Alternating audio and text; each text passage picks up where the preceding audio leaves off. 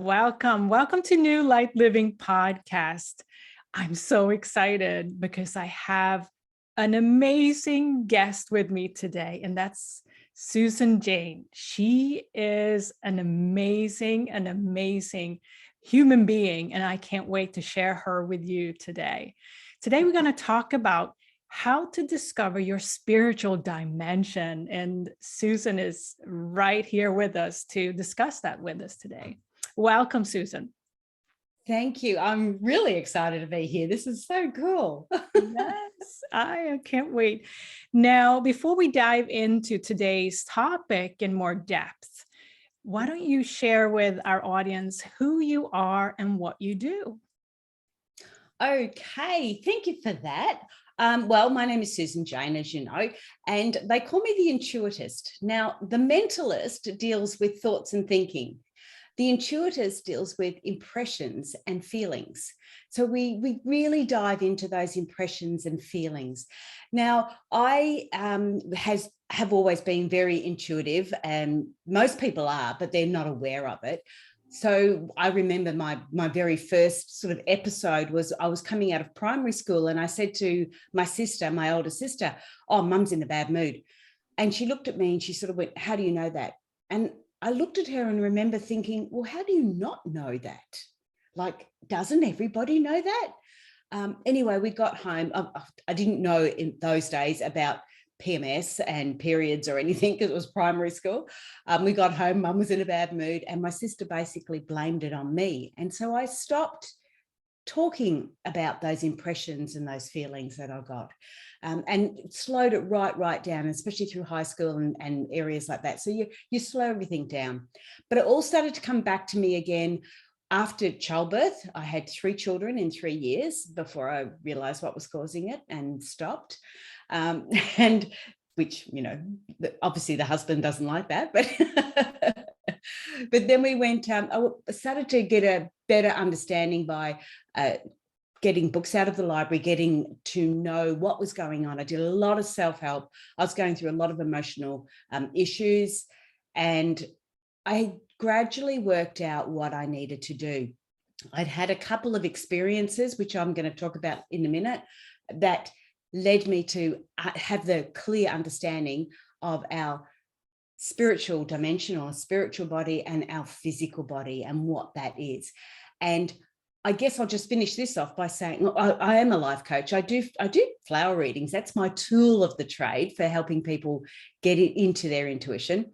But what I'd like to just let you know, so we have an understanding as we're going forward, how I see intuition. Now, I see intuition as the communication between that spiritual side of us and the physical side of us.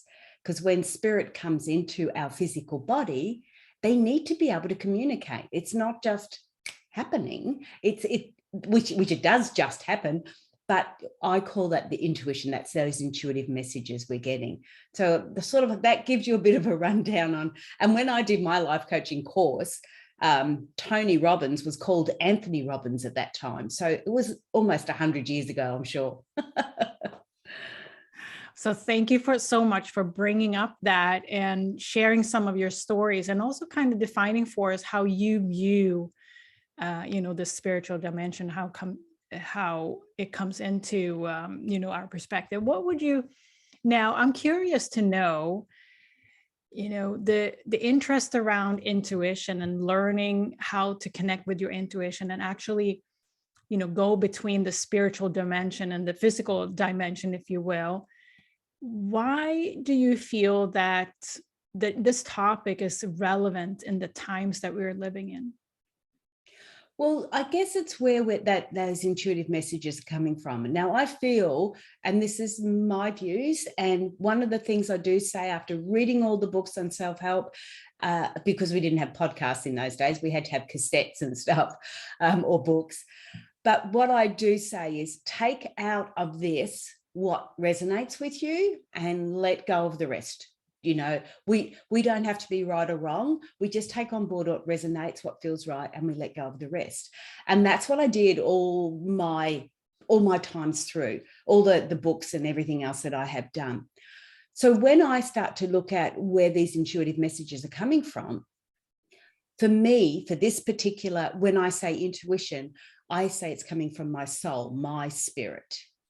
Now, when we look at spirit, or the spirit dimension, we can go all into ghosts, we can go into entities, we can go into lots of other things. So in that spiritual dimension, it's everything that we don't see, if for want of another word. But what I refer to as intuition is, I refer to that as messages from my soul. And my soul is directly connected to, I call it the bigger universe, or it could be God, it could be, what's another terminology that they use? Universal energy. So however you see that, I believe my messages that I'm getting from my intuition are from my God in that way. Yeah. Now, when we are bringing in other messages from other spirit, like we're talking about people that are clairvoyant or psychic, those, we're still getting messages. It's still all coming through, but you will notice they come through slightly different. They still come through.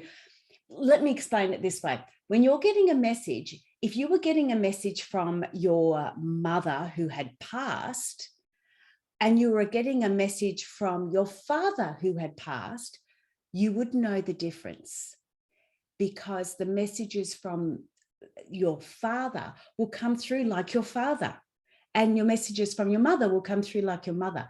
But when you're getting messages from your soul, they're not attached to anything else. And that's how you know that they're your messages, rather than like psychic messages or clairvoyant messages. Yeah. That makes sense. It makes total sense. Yes. And it's that identification that is intuitively known also by us as the receiver. Yes.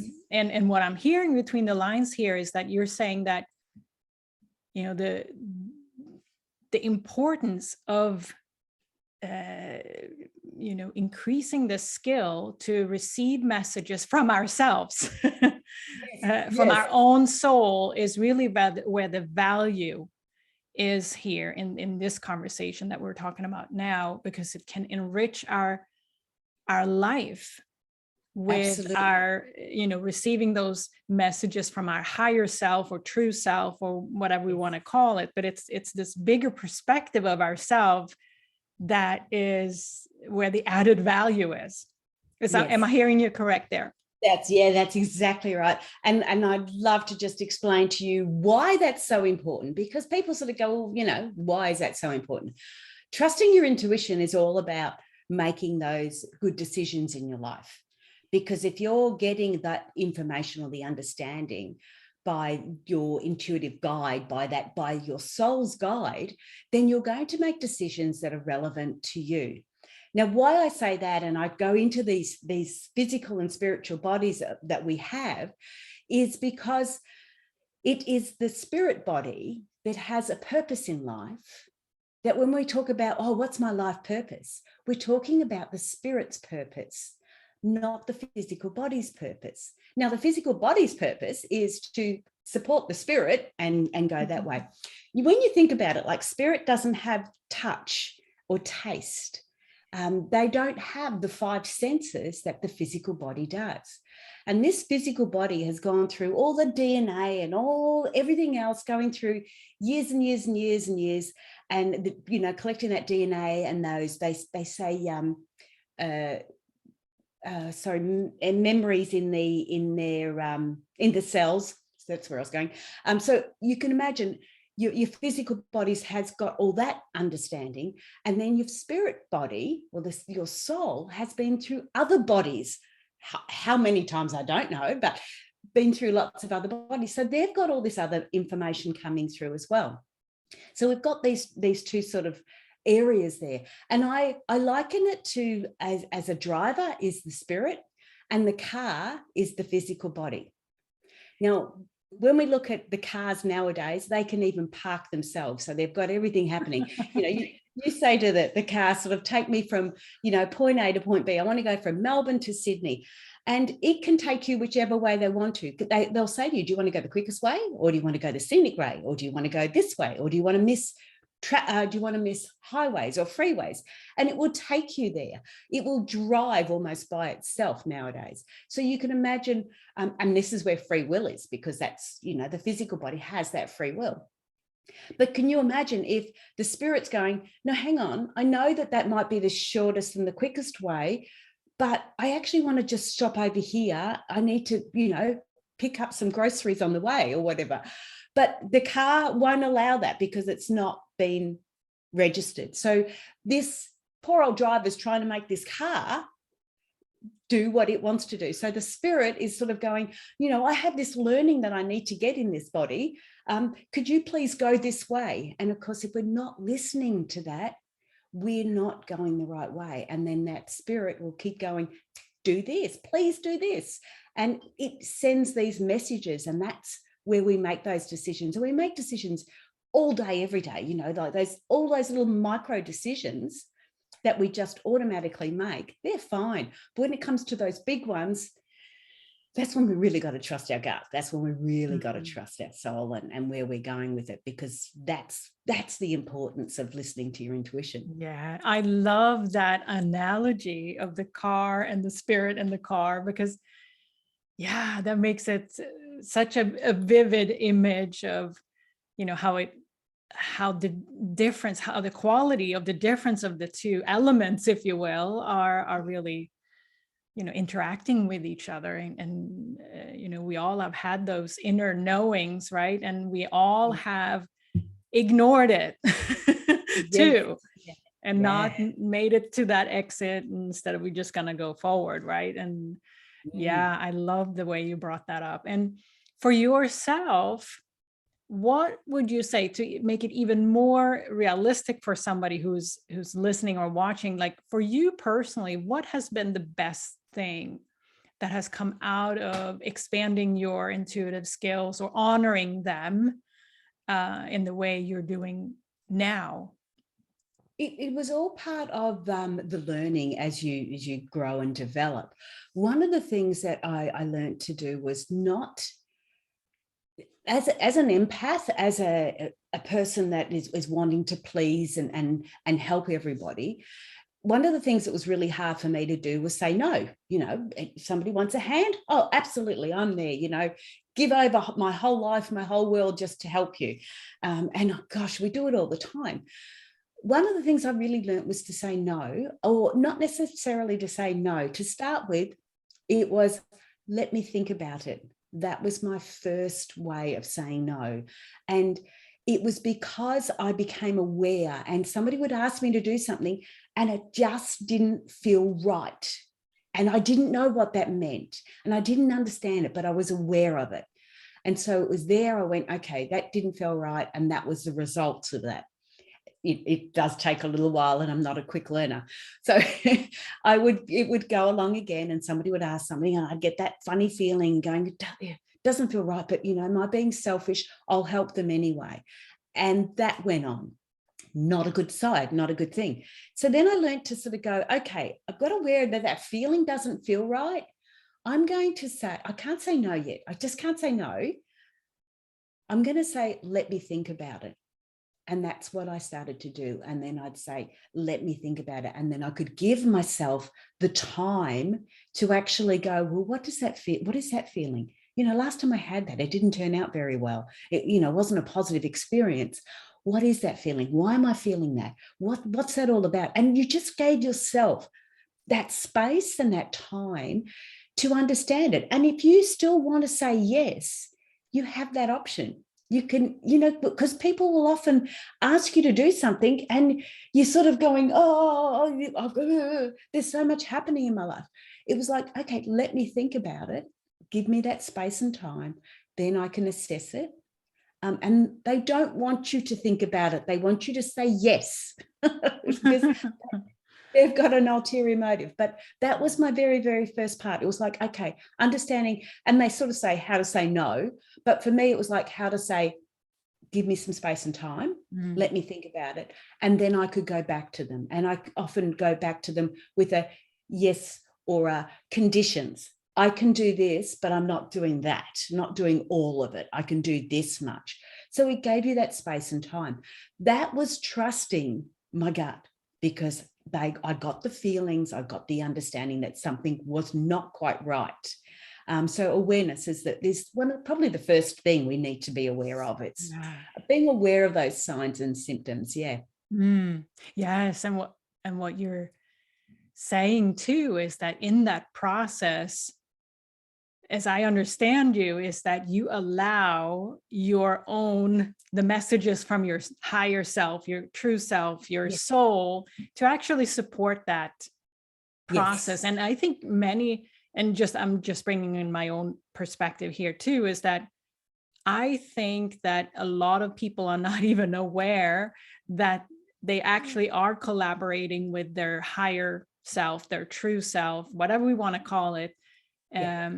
And some are not, because either we're too stressed or disconnected from, like you allowed yourself to step back and say, okay, how do I really give me some time, right? Like, and that's maybe sometimes the only thing we need to do, to step back and say, give me some time, let me sit with it.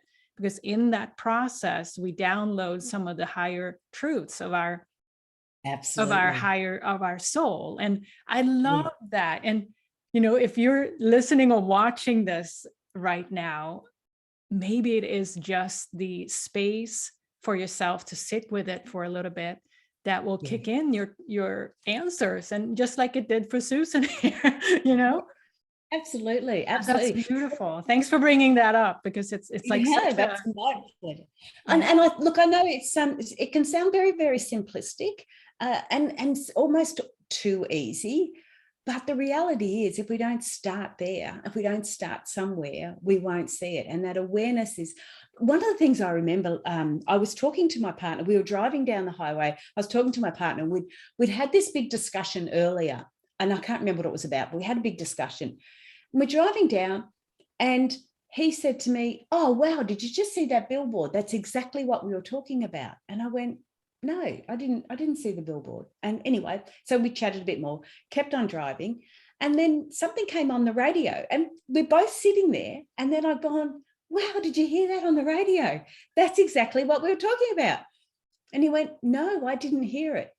And it's how our intuition, he needed to see it. He needed a visual. I needed to hear it. So it's how our intuition is actually sort of going, "Hey, look this way." And the billboard went past, or, "Hey, tune in here." And it's all those really minute little messages that you're not aware of that are putting forward, because we get these messages, they come through our chakras. The messages all come through our chakras as well. And that's one way we can get that. Like when you first see somebody, you think, "Oh, they're really nice." You might find that in your base chakra coming along. So we're getting all these energies coming through. When you think about a loved one, you'll feel the heart open up. That energy is coming in and out through the heart, and we receive and give energy through those chakras as well. So that's that connection from the physical going into the spiritual. So true, and such good point.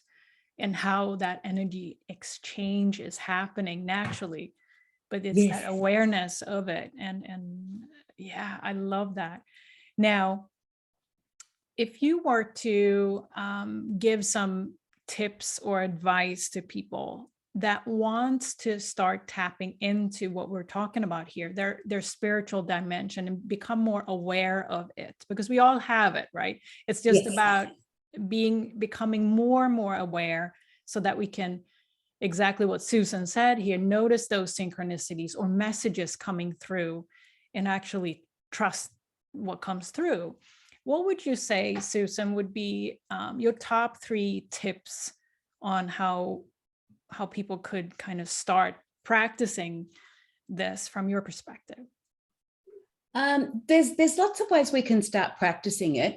There's little games that you can play to actually start practicing it. There's lots of different ways we can do it. Some of the tools that you can use card decks like tarot or oracle cards, and all they do is they give you an image And so you have that analytical look at it, you have and read it or get the understanding of it, and it will bring in those intuitive messages. So you'll find that different card readers will read just the card. A good card reader will read the card but bring in intuitive messages. Okay, they'll bring in or psychic messages or other messages from other spirit, so we have that. Now, to do that, you can start doing, I use flowers because I just think they're just so beautiful, and flowers for me are goals. So we look at the goals in life and we read the flowers. So I do that. That's my tool of the trade, because that's because I just enjoy it. But some of the things you can do is to really start to connect, and is like, okay, your phone goes off. Now you've got it face down, so you can't see who it is, or you can't see what it is. Start to think, before you pick it up, start to think, who could that be? Or if you hear it ringing in the other room, who could that be? Usually I'm going, I've got to run because I haven't got long before it hangs up. But the other aspect to it is, who could that be? And most of the time it's probably spam, but that's not the point. You're starting to ask the question. So the three main areas we need to look at when you're really starting to want to develop and trust your intuition is, the first thing you need to do is ask. Then you need to receive, and then you need to action. Now we have to ask, and the way we can ask is we can ask through prayer. We can ask by getting angry and saying, oh, for goodness sake, what am I supposed to be doing? So we can do it in anger as well, but we're still asking, we're still putting it out there. We could be asking a friend saying, I just don't know what to do. What ideas do you have? You're asking, even though you're asking a friend, you're asking, and it's putting it out there. So we need to ask in the ways we do. One of the other ways that I do it is when I'm going to bed, if I'm stuck on something, I'll say, okay, how do I get through this? Can you give me some understanding or some ideas? And I'm just talking I'm actually just talking to the air, but in reality, I'm talking to my soul. I'm talking to me, and I'm saying, give me some ideas, give me some understanding. Going to sleep on it, you will often find you get dreams or you get messages coming through then. So there's another way there. And that the reason why I say you have to ask is, as soon as you ask, you open yourself to receive. If you don't ask, you don't open yourself to receive. So you can get all these messages, but you're not open to receiving them. You're just not aware of them. As soon as you ask, you verbalize it, you become aware of anything. You start to look, why did my eyes go down to the clock and it's 11:11? You start to see different things and become aware of it. Why did I just hear that in the background? Why did that picture go past? So you start to become more aware of it, and it's in line with what you've asked. So that's asking, then you receive the information, and then you action it. And that's probably the hardest part. That's the trust area, is to action it. So that is where you have to really, really feel comfortable in it. And the trust could be, the action could just be going, oh, I saw that. I didn't do anything about it, but I saw it, because that's another awareness. And so that's part of the actioning. You're not just receiving those messages. You're sort of going, oh, okay, I get that. I don't know what it means, but I got that. You have a dream and you go, oh, well, I have no idea what that means, but I'm aware that I received some messages. Oh, such a wonderful, it was a lot to unpack in there. I loved every single perspective there. And what you're saying too is that it is that awareness that require kind of us being starting to notice our life in a different way. Yes, absolutely. And it becomes noticing things that may not be there in physical form. And often we want to kind of hold on to the physical, but this is really what Susan just said, is to start noticing things that we don't see sometimes. Yeah. And invite that into Yeah. becoming a part of us. And yeah, I loved everything you said about all of that. And now one of my last questions to you around this is, I can sense sometimes that people really don't want to go to and connect with their higher self or true self or the spiritual dimension because of either myths or assumptions or old perceptions about it. Is there anything you want to say to debunk some of the myths around it? Because I think there's a lot of perceptions out there, and this is really a conversation we have had that is for everyone. Like, that's the message, right? Susan and I were saying this is for everyone at all times, and this is an invitation to do so. But can you share something about debunking those myths? Yeah, I think it sort of all boils down to when we're talking about intuition and things like that, we've all got it on different levels. When you're saying everybody does it, we all do it on different levels. And when you see people that are doing, say, channeling, they're going through their throat chakra and they're channeling other people and doing all sorts of things, there's a lot of woo-woo out there. And I can understand people going, oh, yeah, well, that's a bit of, that's stuff and nonsense. And I get that. I understand that because I've experienced a lot of that stuff before, past life regressions. You've gone through all of those before. And my attitude, and I'm a theory tester, so my attitude is I like to test the theories. And if they say that that's what can happen to you or you can do this, well, I'm going to test it. I'm not going to take somebody else's word for it. I'm going to test it. If it resonates with me, I'm going to test it. And I guess, again, that's what I'm saying about listening to podcasts and reading books and taking on board everybody else's information.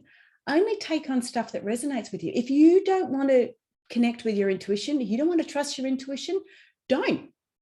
I mean, it's not going to affect me. It's not going to affect you. It's going to affect the person that's not trusting it, and that's fine too. The spirit's here for a learning. The soul's here for a learning. And if you choose not to follow those directions and go that way, then that's okay. You come back again and have to do it all again and learn it again, and maybe a bit harder next time. And, I don't want to do it hard. I mean, life's hard enough. If I can follow not what everybody else is saying, but what my soul wants to say, what my God is leading me to, or what my universal energy is directing me and guiding me towards, I'm going to do that. So I can't debunk any of those myths because those myths are in their head. And if that's where they want to go, so be it. Go for it. You do that, and bless you for it. But if you do want change, if you're not happy with how your life is, if you're hanging around all that negativity, then all I can say is the only way you're going to get away from that negativity is start to believe what your gut's saying, start to believe in yourself instead of what everybody else is saying. Yes, so much wisdom right there, Susan. Thank you for sharing that. Now, before we wrap up this beautiful conversation today, I want to also connect you with all of the listeners and who are listening or watching today. How can people connect with you, Susan? Well, I've got the website is The Art of Intuition. So when I do The Art of Intuition, my podcast is The Voice of Intuition.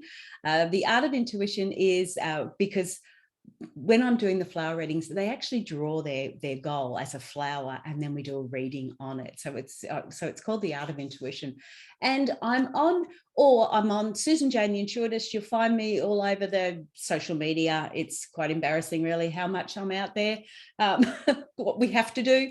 But yeah, The Art of Intuition, .com.au. Sorry, it's got to have AU. It's an Australian business. So my website's probably the best way to go. theartofintuition.com.au, and you'll find me there. Great. So everyone, go check out Susan's work. It's amazing. So Susan, before we close our session for today, our episode, I want to ask you a personal question. Yep. Susan, what do you live by? What do I live by? Well, I live, I'm not really sure how you want me to answer that, because I go back to, I live by my morals, what I feel is the right thing. I don't like sharing negative stories. I don't like sharing gossip or anything like that. I really need to be, my morals, my core values is what I live by. And one of them is honesty. One of them is trust. And I have those very, very strong core values. I get narky. I get nasty when no, I don't get nasty. I just don't like it when other people are like that, because for me, it's all about giving. And whatever I receive in return is always beautiful, because I'm giving. I give positively. Always get it back positively. So yeah, I guess I live by my core values, which two of them I know is honesty and trust. Beautiful. Thanks for sharing that. And you have definitely given us a gem here today. So thank you, Susan, for being with us. And thank you, everyone who's listening or watching. Thank you for coming back here to New Light Living podcast every week. We appreciate every one of you. And thank you, Susan, for all the wisdom you've shared with us today. Thank you. Thank you. Thank you for having me on the show. I love it.